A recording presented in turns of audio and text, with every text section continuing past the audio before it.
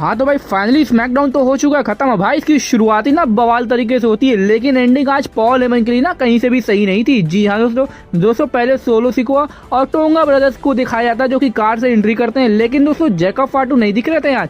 अब Paul Heyman के पूछने के बावजूद भाई सोलो सिकोआ रिंग की तरफ बढ़ जाते हैं और आज तो भाई शुरू से ही ना वी वांट रोमन के चैंट लगने शुरू हो गए थे। खैर दोस्तों उसके बाद स्टेज एरिया पर ही ना पॉल हेमन भाई सोलो सिकोआ से बोलते हैं कि कोडी रोड, रैंडी ऑर्टन और केविन ओवेंस ना आ रहे हैं। उसके बाद तो भाई ये आते भी हैं और अब तो भाई इनके बीच काफी तगड़ा शुरू में ही ब्रॉल मच जाता है, जहां पर दोस्तों केविन ओवेंस और टैंगल लोवर भाई फैंस के बीच में ही चले जाते हैं लड़ते हुए, और ये वहीं पर ना टैंगल लोवर भाई स्वैंटम बॉम्ब भी लगा देते हैं। और उधर भाई रैंडी ऑर्टन और कोडी रोड सोलो सिकोआ और टैमा टोंगा को रिंग से बाहर कर देते हैं। और तभी दोस्तों वहां पर ना निक एल्डिस भाई सिक्योरिटी को लेकर आते हैं, सभी को अलग करने के लिए आते हैं। लेकिन अब क्या भाई जो होना था वो तो हो चुका था। इसके बाद दोस्तों ब्लड लाइन बैक स्टेज चली जाती है और अब भाई पता नहीं एक सिक्योरिटी गार्ड को क्या चुल मची थी, रिंग में रैंडी ऑर्टन के पास ही चले जाता है समझाने के लिए, लेकिन भाई तभी उनको ऊपर आरकेओ आता है। इसके बाद भाई पूरी सिक्योरिटी गार्ड्स को तीनों लोग मिलकर धो देते हैं और लास्ट में कोडी रोड एक के ऊपर क्रॉस रोड भी लगा देते हैं। इसके बाद दोस्तों केविन ओवेंस माइक लेते हैं और ये भाई इनका कह रहा है ना कि मनी इन द बैंक तक वेट नहीं करने वाले, इनको भाई आज ही लड़ना था।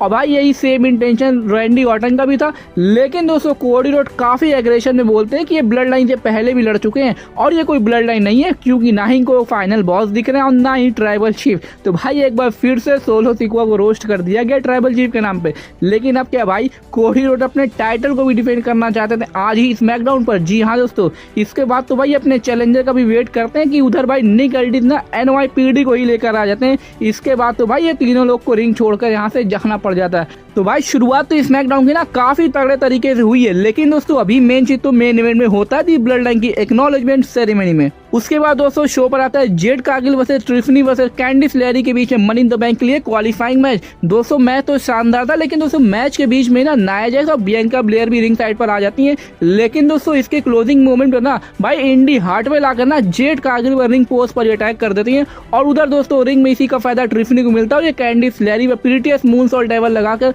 पिन करके मैच में विक्ट्री ले लेती हैं और खुद को MITB के लिए क्वालिफाई भी। उसके बाद दोस्तों बैक स्टेज ना एक बार फिर से भाई पॉल हेमन सोलो से जैकब फाटू को लेकर सवाल करते हैं, लेकिन सोलो सिकोआ का कहना है कि वो नहीं आएंगे।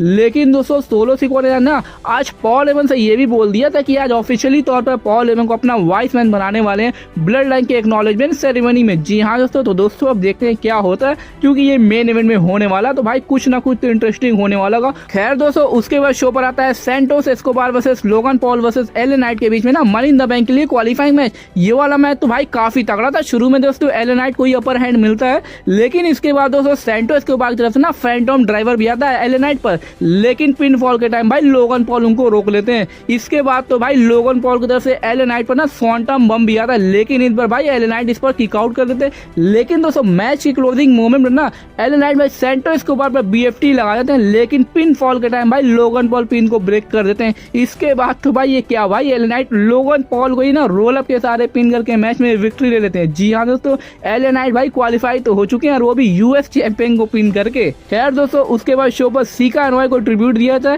एक वीडियो पैकेज के थ्रू में, और फिर उसके बाद शो पर आता है ब्लेयर डेवनपोर्ट वर्सेस इंडी हार्टवेल वर्सेस नियोमी के बीच में MITB के लिए क्वालिफाइंग मैच। ये वाला मैच भी दोस्तों ठीक ही ठाक था, लेकिन लास्ट में इस बार दोस्तों जेड कार्गिल ना इंडी हार्टवेल पर अटैक कर देती हैं और फिर इनको रिंग में भी कर देती है, जहां पर दोस्तों नियोमी इनको ऊपर किक लगाने के बाद स्लैम लगाकर पिन करके मैच में विक्ट्री लेती है और अब दोस्तों नियोमी भी जा रही है MITB में। उसके बाद दोस्तों शो पर आता है मेन इवेंट यानी दी ब्लड लाइन की एक्नॉलेजमेंट सेरेमनी। दोस्तों रिंग में पहले दी ब्लड लाइन और पॉल हेमन की एंट्री होती है, जहां पर दोस्तों पॉल हेमन ना जैसे ही अपना इंट्रोडक्शन देते ही हैं कि तभी भाई सोलो सिकोआ इनको रोक देते हैं और ये भाई फिर रोमन रेंस के अंदाज में माइक मांगते हैं, जहां पर दोस्तों सोलो सिकोआ जैकब फाटू को इंट्रोड्यूस करते हैं the new blood line member और अपना इन्फोर्सर भी। और ये चीज तो देखकर भाई पॉल हेमन काफी ज्यादा शॉक हो जाते हैं कि बंदा तो यहाँ पर नहीं था। इसके बाद तो भाई सोलो सिकोआ ना खुद को भाई एक्नॉलेज तक करवाते हैं। जी हाँ दोस्तों, लेकिन दोस्तों क्राउड में से कोई भी इनको एक्नॉलेज नहीं कर रहा था और ये सुनकर तो भाई पॉल हेमन जैसे सदमे में चले गए। मतलब क्या ही जबरदस्त सेगमेंट था भाई, पूरा सिनेमेटिक माहौल ही बन गया था। इसके बाद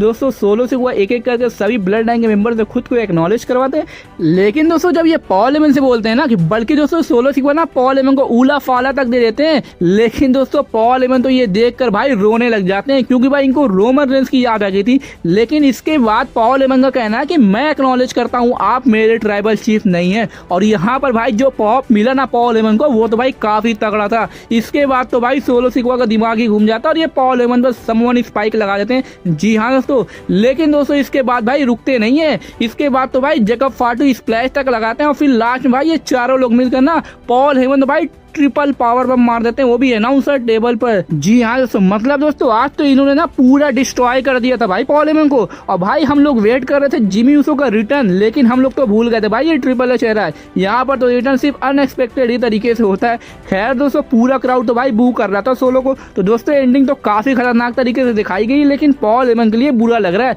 खैर दोस्तों वैसे आपका इस पर क्या रिएक्शन था हमको कमेंट सेक्शन में जरूर बताइएगा। और अगर वीडियो अच्छी लगी तो इसको लाइक और ज्यादा शेयर जरूर करिएगा ऐसी WWE की इंटरेस्टिंग वीडियोस के लिए।